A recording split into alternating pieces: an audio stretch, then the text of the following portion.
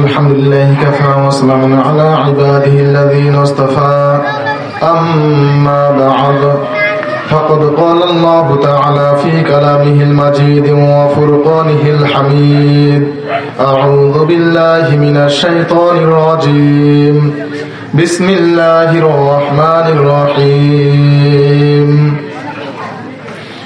الذي خلق الموت والحياة ليبلوكم أيكم أحسن عملا وهو العزيز الغفور أو قال النبي صلى الله عليه وسلم خيركم من تعلم القرآن وعلمه أو قال النبي صلى الله عليه وسلم طلب العلم فريضة على كل مسلم اللهم صل على محمد وعلى آل محمد كما صليت على إبراهيم وعلى آل إبراهيم إنك حميد مجيد اللهم بارك على محمد وعلى آل محمد كما باركت على إبراهيم وعلى آل إبراهيم إنك حميد مجيد সম্মানিত উপস্থিতি, তো ইতিপূর্বে যিনি আলোচনা করে গেছেন অনেক জ্ঞান গর্ব আলোচনা করে গেছেন ঈমান সম্পর্কে, শুকুর সম্পর্কে। তো কথা হলো, এখানে সেই সমস্ত লোকজন আসতে পারে এই শীতকে অপেক্ষা করে, তারাই আসে যাদের মধ্যে ঈমানি চেতনা আছে, না কি বলেন? ঈমানি পাওয়ার যাদের মধ্যে আছে তারাই একমাত্র আল্লাহ তাআলার শুকরগুজার বান্দা হতে পারে। আল্লাহ পাকের নবী জনাবে মুহাম্মদুর রাসূলুল্লাহ সাল্লাল্লাহু আলাইহি ওয়াসাল্লাম তিনি মিরাজের রাত্রিতে মিরাজে যায় জান্নাতে দেখতেছেন তিনটা কবর, তিন চারটা কবর, একটা গাছের নিচে কি আছে? তিন চারটা কবর। তো আল্লাহ নবী সাল্লাল্লাহু আলাইহি ওয়াসাল্লাম জিবরাইল আলাইহিস সালামকে জিজ্ঞাসা করলেন, জিবরাইল, এই কবরগুলো কার? তখন জিবরাইল আলাইহিস সালাম উত্তরে বলতেছেন, আল্লাহ নবী, এই কবরগুলো হলো সেই মানুষের কবর, তাদের কবর যাদের মধ্যে ঈমানি চেতনা, ঈমানি পাওয়ার ছিল। সুবহানাল্লাহ। জনাবে মুহাম্মদ রাসূলুল্লাহ সাল্লাল্লাহু আলাইহি ওয়াসাল্লাম ডাক দিয়ে বললেন, জিবরাইল, এই যে কবরগুলো আছে, কবরগুলো সম্পর্কে আমাকে কিছু বলো, এই কবরগুলো কার? জিবরাইল আলাইহিস সালাম ডাক দিয়ে বললেন, হে নবী, নবী মুসা আলাইহিস সালামের যুগে ফিরাউন তো ছিল, এই ফিরাউনের দাসীর কবর আর তার বাচ্চাদের কবর এখানে সমাহিত করা হয়েছে। নবী আলাইহিস সালাম ডাক দিয়ে বললেন, জিবরাইল, কিসের জন্য এই রকম এই কবরগুলো থেকে বাসনা আসে, খুশবু আসে, সুঘ্রাণ? জিবরাইল আলাইহিস সালাম ডাক দিয়ে বললেন, নবী, এই কবরগুলো থেকে এই জন্য সুঘ্রাণ আসে, এই মহিলাটা আর তার বাচ্চাদের এত ঈমানি পাওয়ার ছিল, আল্লাহ পাক রব্বুল আলামিন তাদেরকে জান্নাতে জায়গা করে দিয়েছে দুনিয়াতেই, আর কবরে যখন আসে আর এই কবরে আল্লাহ পাক রব্বুল আলামিন খুশবু তৈরি করে দিয়েছেন, এই কবরগুলো থেকে খুশবু আসে, বলে কিসের জন্য? এই ঘটনা কি আমাকে একটু শোনানো যায়? তখন জিবরাইল আলাইহিস সালাম ডাক দিয়ে বললেন, নবী, এই যে একটা দাসী ছিল, ফেরাউনের ঘরে একটা দাসী ছিল, এই দাসীটা আল্লাহওয়ালা ছিল, আল্লাহকে মানতো, একমাত্র আল্লাহ তাআলার ইবাদত বন্দেগী করত। একদিনের ঘটনা, এই যে ফেরাউনের একটা কন্যা সন্তান ছিল, ওই কন্যা সন্তানের মাথার চুল আঁচড়ানোর জন্য চিরুনি ব্যবহার করে, কি করে না মানুষ? চিরুনি ব্যবহার করে।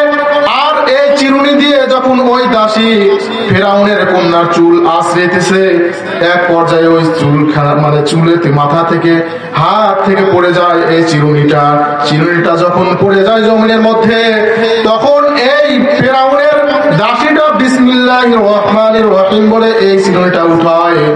যখন উঠায়, সাথে সাথে ফেরাউনের কন্যা ডাক দিয়ে বলে, হে দাসী, তুমি কিসের জন্য কার নাম নিয়ে এই চিরুনিটা উঠাইলা, আমাকে একটু বলো।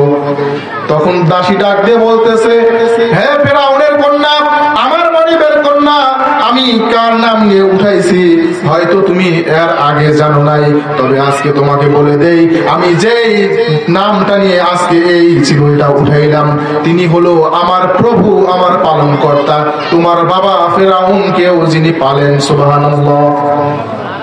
তখন ওই ফেরাউনের কন্যা ডাক দিয়ে বলতেছে, এই জমিনের মধ্যে, পৃথিবীর মধ্যে আমার বাবা ছাড়া অন্য কোনো মানুষ নাই, অন্য কোনো প্রভু নাই, ইলা নাই, তবে তুমি কার নাম নিয়ে বলো? তোমার জানে কি একটু ভয় নাই? তোমার জানের মধ্যে কি একটু খটকা লাগে না? আমার বাবা যদি তোমার সম্পর্কে জানতে পারে তাহলে তোমারকে কি করতে পারে? তোমার গর্দান থেকে কল্লাকে দ্বিখণ্ডিত করতে পারে। এ দাসী, আমি এক্ষুনি যাচ্ছি তো আমার বাবার কাছে এই সমস্ত কথা বলার জন্য। যখন এই ফেরাউনের কন্যা দাসীর সম্পর্কে যা ফেরাউনকে বলে, এক পর্যায়ে ফেরাউন দলবলকে নিয়ে বলল, যাও ওই দাসীকে তাড়াতাড়ি আটকে ধরে নিয়ে আসো আমার দরবারে। যখন দাসীকে ধরে নিয়ে আসা হয় বাজানরা আমার, তখন ওই দাসীকে মারার জন্য হুমকি দেয়। তার সন্তানাদি যতগুলো ছিল, 3টা সন্তান ছিল, 3টা সন্তানকে এক জায়গায় নিয়ে আসা হয়, জমায়েত করা হয়। ডাক দিয়ে বলতেছে, দাসী এই যে দেখতেছো আমি তেলগুলো জাল করতেছি, কি গরম তেল, এর ভিতরে যদি তোকে ফেলে দেই তাহলে তুই মুহূর্তের মধ্যে একদম হাড্ডি থেকে মাংস আলাদা হয়ে যাবে। তখন ওই দাসী বলতেছে, ভয় নাই, আমার কোনো ভয় নাই, তুমি যা ইচ্ছা করতে পারো, কোনো আফসোস নাই। তখন ডাক দিয়ে বলতেছে ফেরাউন, এই যাও এর সন্তানগুলোকে, এর বড় সন্তানকে ওই কড়াইয়ের মধ্যে ফেলো। যখন ওই কড়াইয়ের মধ্যে ফেলে, বাজানোর সময় একদম সংক্ষিপ্ত আকারে বুঝাই, যখন ওই কড়াইয়ের মধ্যে ফেলে, ফেলানোর সাথে সাথে হাড্ডিগুলো থেকে এই গোস্তগুলো আলাদা হয়ে যায়, পুরো সারখার হয়ে যায়, টকবক করতেছে তেল। এবার ফেরাউন ডাকতে বলতেছে, দাসী তোর জানে কি একটু ভয় হয় না? এই যে তোর আরো সন্তানগুলো আছে, 2টা সন্তান, তুই যদি আমি আল্লাহকে যদি বিশ্বাস না করো, তোর এই সন্তান 2টাকেও আমি এই তেলের মধ্যে ফেলে দেবো। নাউজুবিল্লাহ। ফেরাউন যখন এই কথা বললো তখন ওই দাসী ডাকতে বলতেছে, কোনো ভয় নাই, আফসোস নাই, তুমি দিতে পারো। এক পর্যায়ে যখন 2য় সন্তানকে ওইভাবে ফেলে দেওয়া হয়, তার মধ্যে কোনো কিঞ্চিত পরিমাণ মায়া মমতা আসে না। সে তো একমাত্র আল্লাহকে বিশ্বাস করে, আল্লাহর প্রতি ঈমান এনেছে। এক পর্যায়ে যখন 2য় নাম্বার সন্তান যে মানে ভূমিষ্ঠ হয়েছে, সবে মাত্র কয়েকটা মাস বছর বয়স হয়েছে, ওই বাচ্চাটাকে ডাক দিয়ে বলতেছে, হাত থেকে ছিনিয়ে নিয়ে বলতেছে, এই দাসী তুই যদি আমাকে বিশ্বাস না করো, আমার উপর যদি ঈমান না আনো, তাহলে এই তোর ছোট্ট বাচ্চাটাকে আমি তেলের মধ্যে ফেলে দেব, এই প্রচন্ড গরমের তেলের মধ্যে ফেলে দেব, আমার প্রতি ঈমান আনার এখনো সময় আছে। তখন দাসী ডাক দিয়ে বলতেছে, ফেরাউন আমার মধ্যে যে আল্লাহর ভয় আছে আমি এটা মানি, তবে ছোট বাচ্চার সম্পর্কে ওই দাসীর মধ্যে একটু খটকা এসে গেল যে আমার এই বাচ্চাটাকে মনে হয় তেলের মধ্যে ফেলে দিবে, কেমন যেন লাগতেছে। আরে ছোট বাচ্চা, বড় ভাই নাই, সবে মাত্র ছোট বাচ্চা।